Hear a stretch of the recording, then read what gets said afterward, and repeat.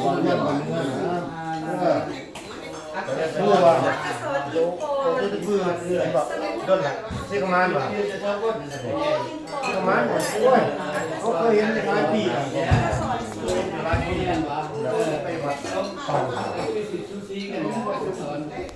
แข่งอัตเปอร์มุดสุดนะโอเคโอเคเลยโอเคเอาเบียร์โอ้แล้วสบายดีขอถ่ายวิดีโอได้เป็นเจ้าของบ้านโอ้แม่นบอกโอ้บ้านย้ามาแถวอ่ะโอ้กวงเติบนี่นะยอมจานนี่นะมีบ้านอยู่แคลิฟอร์เนียคือกันนั่นสมองอ้าวอยู่ฮิวสตันตะกี้อยู่แคลิฟอร์เนียนะอ๋อตั้งโคโรนาริเวอร์ไซด์อ๋อดีมักอยู่บ่อยู่ฮิวสตันอยู่นี่เด้อยู่นี่อยู่โดนแล้วบ่อยู่นี่ก่อนอ๋ออยู่นี่ก่อนอ๋อไปเฮ็ดโดนัทกลับไปกลับมาย้ายมาแล้วย้ายมาที่นี่แล้วอยู่บนเมื่อยล้าอันนี้มันเพื่อนของเราพวกของลูกหลานของเรามีซานตาคลอสอยู่พี่ซานตาคลอสอยู่ที่นี่แหละโอ้วันนี้เฮาเฮ็ดกินนี่เนาะเฟอบ่ถ้วยนึงเท่าไหร่แล้วนะไข่เท่าไหร่โอ้เฟอเป็นรสชาติขนาดนี้มีหลายแนวมีตำบักหุ่งให้กินเป็ดกับโอ้สบายดีวิดีโอโอ้พวกเจ้ากินยังนะเก่งหน่อไม้เนาะอย่าแซ่บๆเนาะสุดยอดอ้าวก็บ่กินเฟอแล้วสั่นจังหน่อยเนาะบอกเอาให้ผู้คนอื่นก่อนใช่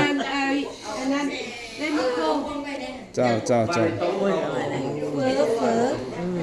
อร่อยมากว้าวหอมดีมีกุ้งไห่หอมนะโอ้อยู่เมืองลาวบ่ได้ไห่แล้วหอมนี่นี่ผักโอ้หมักนี่หอมนี่ได้จ้าหนึ่งมันไหมผักอย่างนี้อธิบายหอมเต๋ผักหอมเต๋อันนี้หอมบัวละพาโอ้หอมบัวละพาแนวเนาะเอาให้บิ๊กนั่งให้เอามาให้นี่มันฮั่นเฟอร์ฮั่นไข่เฟอร์มีตำบักหุ่งอีกมีทุกอย่างสุดยอดขอบใจมีห้านอาหารโดนัทดีโอ้ห้านโดนัทมันมีห้านโดนัทเนี่ยเลยฮันโดนัทโอเคเสร็จไหมนุ่งสุดยามแล้ว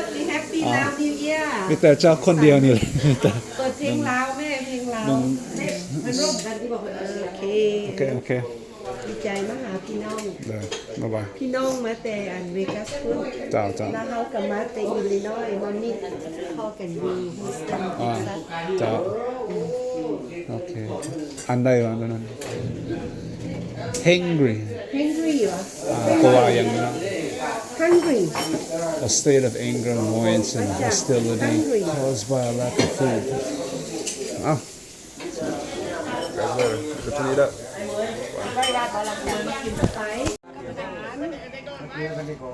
เบากับร้านสบายดี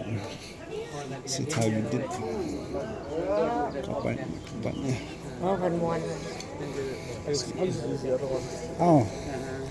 แม่ไทยไปฮักกะไทยก็กันบ้านเสียงระเบากับร้านบ่นะบ้านปกตินี่ผู้ใดนะสั่นเลยได้ถามอาชีพได้ผู้ใดผู้นี้เป็นไผถ้าถามอันนี้เป็นใหญ่นี่เอาคอกโซน้องของแม่เพิ่นมันบ่ดีมันมาอยู่นี่ก็40ปีแล้ว40 ปีเพิ่นแล้วโอ้มาแต่โดนแล้วเพิ่นไปอยู่แคลิฟอร์เนียก็อยู่ที่นี่เพิ่นอยู่ลาสเวกัสนี่อ๋อเดี๋ยวนี้ลาสเวกัสจะไปย่ามเพิ่นเอาไปลาสเวกัสจ้ามีโอกาสไปลินคาสิโนนำกันนะโอ้บ่มีลินคาสิโนนะบ่คาสิโนได้อยู่มีอะไรอายุยืนในคาสิโนน่ะเฮ้ยมาถ่ายกันไปแล้วบ่มาถ่ายไปดิบ่ถ่ายกันมาถ้าอยู่พี่ติเนาะบ่ได้ตรงปินนาสิเด้เด้ แต่ว่าต้องเห็นหมดเฮือนคือกันนะ มันบ่เห็นที่มัน ตัวนี้มันบังไว้ บ่ได้เนาะก็ถึงได้ได้บ่พี่นักร้องถึงได้บ่ ได้ของเฮาได้อยู่ มีแล้วนะเอ้ามาแบบนั้นเด้อเอาเบิ่งแม่ให้บ่ได้เอาให้เขาให้แน่ๆไปแล้วลากก่อน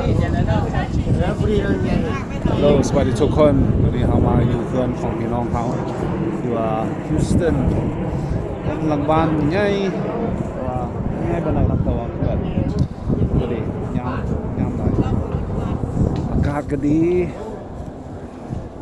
อยู่พี่ก็สิประมาณ22องศานี่แหละมีลมมาแห้งอีกแม่ยามเนาะในบ้านงามหลาย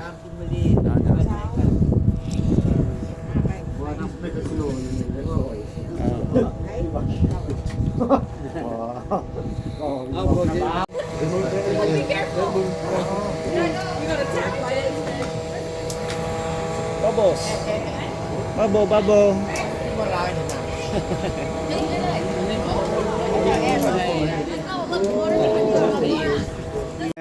Butterfly มันอย่างนี้เฮาเอิ้น เมงกะเบื่อ แมงกระเบือ นั่นแม่งก็มาใส่มาขี่ใส่ คนไทยก็เอิ้นอย่างนี้ แม่งอะนะ ผีเสื้อนี่นะ มันไข่ใส่แล้วมันก็มันก็ออกเป็นตัวนอนเกิน บ่อยากลองซิมันบ่ ว้ายกินพวกเองล่ะ กินแพงอยู่อัตเบือ โอ้ยกินหมดแล้ว แมง แม่งเบ่งกินหมดแล้ว แซ่บเนาะ โตดวงอยู่ต้นกล้วย มัน กินหม กิ ด นกันแม่นบ่ล่ะโอ้ ไส้เดือน ใส่เดือนก็ กินลายอันนะ กินยาดีอืด ไส้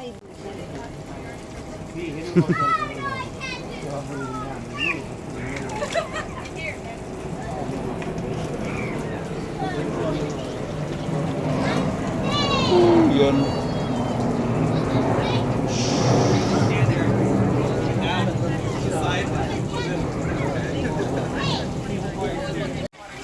That was the best cannonball ever.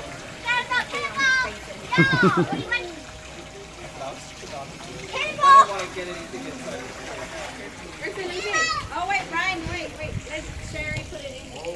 Okay. Up. 그 정도. Okay. Zoom in. ยนต์มันไปซ่าๆโอ้ตัวนี้คิวทอร์เขาเคยขี่คิวทอร์3 เทื่อบ่4 เทื่อ Oh, his name name Seven. Seven, His yeah. name is Seven. The next one gonna be 8 แม่ and 9. ถ่ายรูปนั่น ถ่าย ให้The baby is so มาถ่าย cute. รูปน้องบอบบี้ Number 7 Whoever wants to get in the picture มาถ่ายรูปไป ถ่ายรูปถ่าย มาถ่ายไปเอาบาดเดียวมันแล้วโหลดไปถ่ายอย่าถ่ายบาดเดียวมันแล้วเอาโอเค1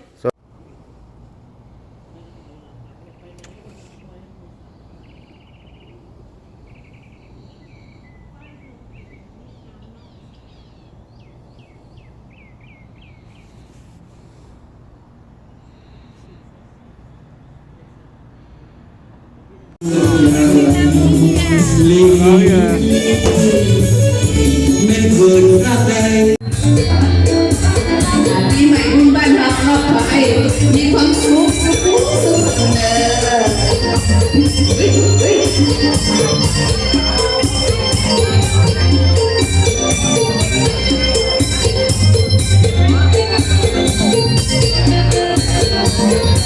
เสียงดังก้อน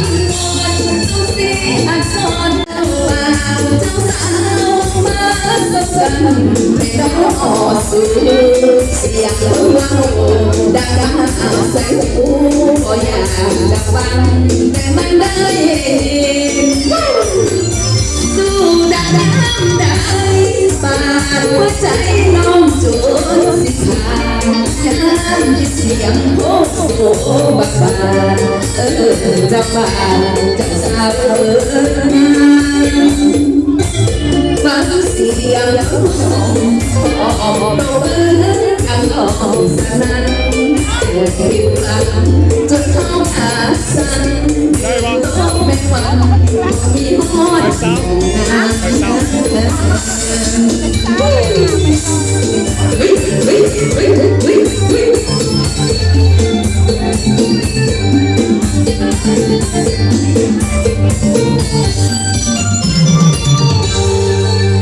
ใจใจเด้อขอเชิญนักร้องต่อไปเนาะ Thank you เย็บลายเจ้า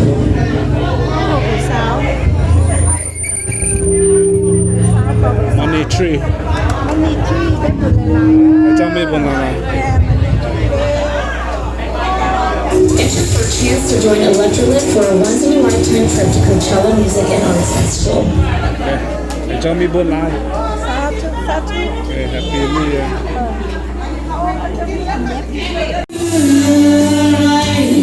ส่งใจไม่ที่ฉันมีน้ำตา